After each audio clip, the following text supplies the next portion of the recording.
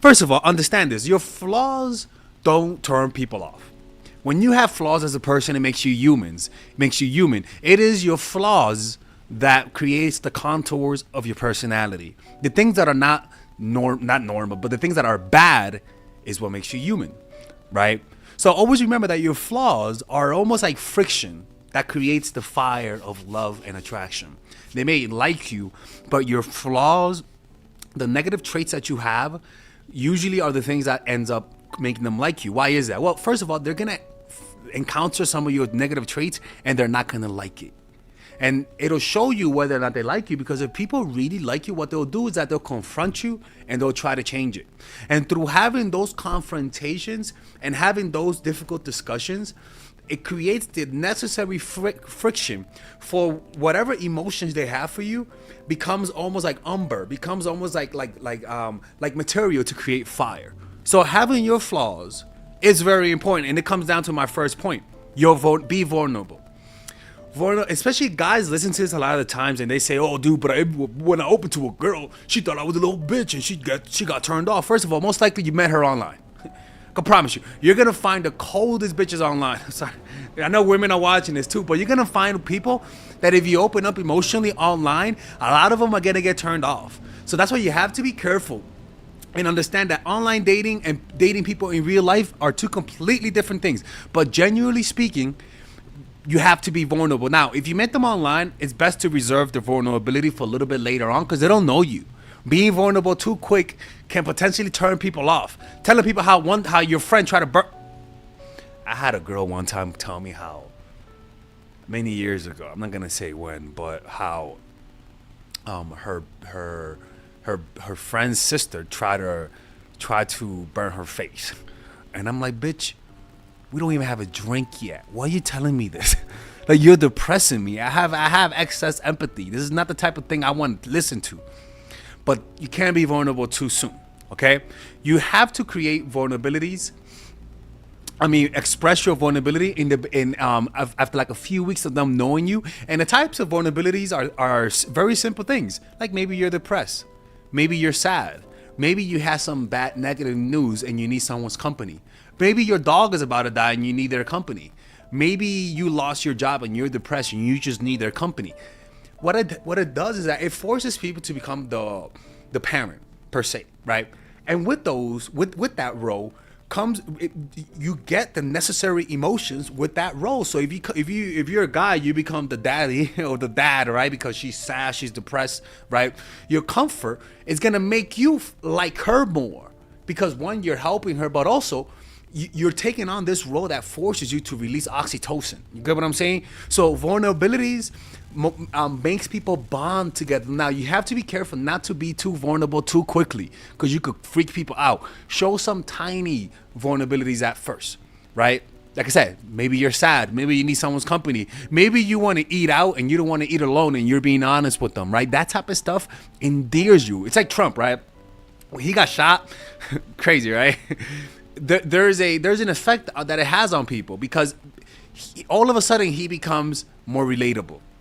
And the people that didn't like him all of a sudden feel a little guilty, like criticizing the guy, right? So negative things that happen in your life creates the space so that people can relate to you. So don't be afraid to show vulnerability. Just make sure that if you've seen the freaking monsters walk up the wall, you don't tell them in the first week, because that could creep people out. You get what I'm saying? I'm not trying to be judgmental, but that's a real thing. By the way, if you guys want to make someone literally fall in love with you and apply these beautiful, healthy strategies without going straight to hell, which is very important, because I don't work with narcissists, I don't work with psychopaths, I don't work with people who try to hurt people. If you want to apply these strategies in your life to make somebody fall in love with you, click on the description down below where it says purchase a one-on-one session, and there you'll be able to learn how to work with me one-on-one to apply these strategies, and we'll be able to talk on the phone, and I can show you guys how to do this and any situation, to be honest with you.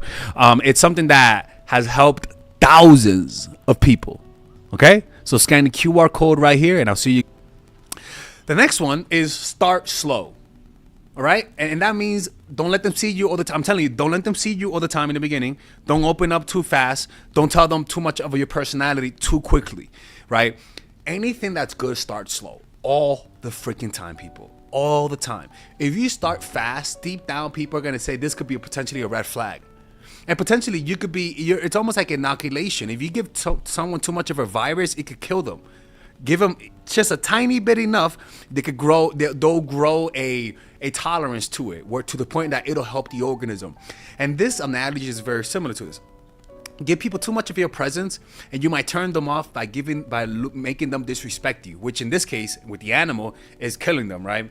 But if you slowly allow them to sense how creepy and needy you are, when it comes after like a month or so, and you're on full creepazoid mode, that energy may not turn them off. They have acclimated to your presence by spending enough time that if you start acting needy and creepy, the chemistry they feel and the emotions they feel will allow them to almost like brush it off, right? So start slow, and the slow start is always better. And that means start slow when you meet them in real life. Meet people in real life, because when you meet people online, for example, online, you guys already know you like each other. But when you meet through normal settings, it's a slower pace. And that slower pace, even as a guy, the slow pace, a woman will fall in love quicker.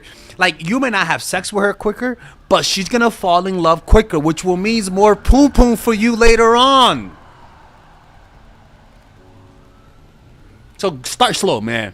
Stop trying to get the poom poom and trying to kiss the girl the first date, man. Slow it down, man. Even emotionally, don't open up too fast. Let that thing let that thing show up slowly.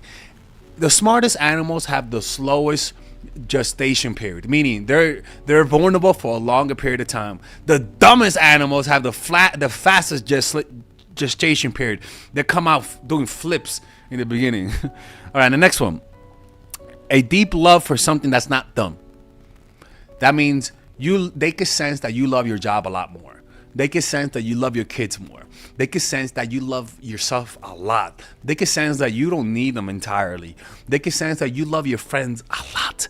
They can sense that you have a deep bond with your family that makes it difficult for them to get in the way. People have to understand is that when people start falling in love with you, they get possessive. And they'll even get jealous at you loving your dog, loving your cat. And it doesn't mean that they're toxic. It just means that people want to monopolize your time when they're falling in love with you. It's just how that is. They want you to spend more time with them than with your family. They want you to spend more time with them than with your friends. And if they want you to let more time off work for them. And if you just hold off a little bit, if you put up some resistance, if you say no every now and then, if you make them feel like they don't have complete victory, it makes them fall in love harder.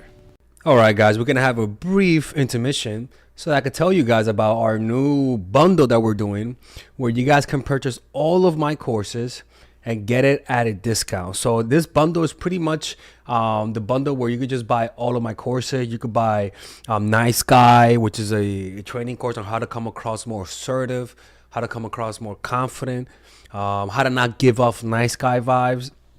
You guys can get access to Dark Game, which is my full dating course on how to meet women in different scenarios, how to attract women, how to make sure you don't come across as creepy, and essentially how to act like a man and not act like a doofus, to be quite honest with you. And you get all of these bonuses, which is the bonuses of Dark Game, the bonuses of Practical Mastery, which is about how to master a skill, Social Mastery, which is how to master your social life, and the Laws of Human Nature, which is a book club videos that I had dissecting Robert Greene's book. All of this is naturally at around naturally is at $346, but you guys can purchase this bundle and get it at what's the price again? Get it at $238 pretty much. So you guys can purchase it right now. It's a money back 30-day money back guarantee. It's a good way to, rather than just buying them individually and paying extra, you guys can just purchase everything at a discount price. Now, the only thing I don't like is the fact that I'm giving you a lot of information at the same time.